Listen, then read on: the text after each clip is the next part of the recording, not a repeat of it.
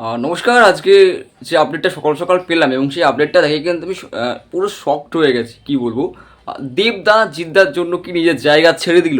এটাই সবথেকে বড় প্রশ্ন এবং রিভিউ মহলে এই প্রশ্নটা সবথেকে বেশি পরিমাণে আসছে।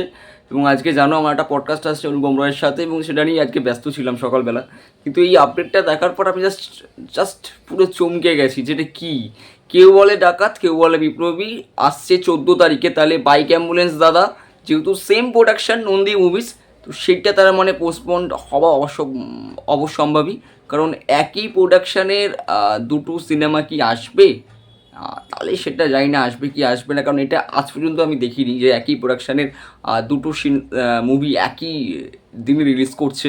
তো সম্ভবত কেউ বলে ডাকাত, কেউ বলে বিপ্লবী আসছে, তার ফলে বাইক অ্যাম্বুলেন্স দাদা কিন্তু পোস্টপন্ড হবে। এটা কিন্তু সব জায়গা থেকে মতামত উঠে আসছে। এখন অবধি দেবদার পেজ আমি দেখলাম সার্চ করে যে কিছু একটা অফিসিয়াল আপডেট কিছু আসেনি সেভাবে।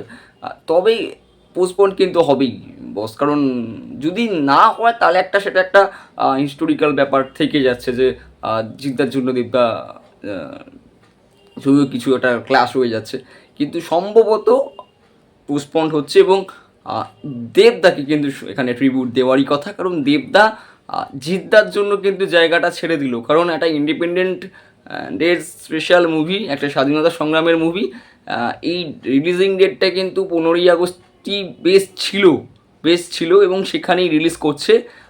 জিদ্দার কেউ বলে ডাকাত, কেউ বলে বিপ্লবী, প্রতীক্ষিত বসু রয়েছে, আরও অনেকে রয়েছে। তো আমি জানি না আপডেটটা ঠিকই কতটা, দেবদার আপডেটটা কতটা ঠিক বা ভুল। তোমরা অবশ্যই জানাও কতটা এক্সাইটেড হয়েছো তোমরা, আর জানাও অবশ্যই। এবং কেউ বলে ডাকাত, কেউ বলে বিপ্লবীর জন্য দেবদার যে সিনেমাটা পোস্টপন্ড হলো বাইক অ্যাম্বুলেন্স দাদা, সেটা আর জন্য দিয়ে ফ্যানদের কিন্তু একটু মন খারাপ অবশ্যই রয়েছে। জানাও তোমরা কী ভাবছো, কী করছো। সাথে থাকো টিটিকে পডকাস্ট বাংলাতে, এবং আজকে লাইক সাবস্ক্রাইব করতে ভুলো না। যে রাত সন্ধ্যেবেলা কিন্তু একটা নতুন একটা পডকাস্ট আসে রুবাবরায়ের সাথে, এবং তিনি দেবদাকে নিয়ে ঠিক কী বলেছে রবিবার সেখানেই কথা বলবো। টাটা।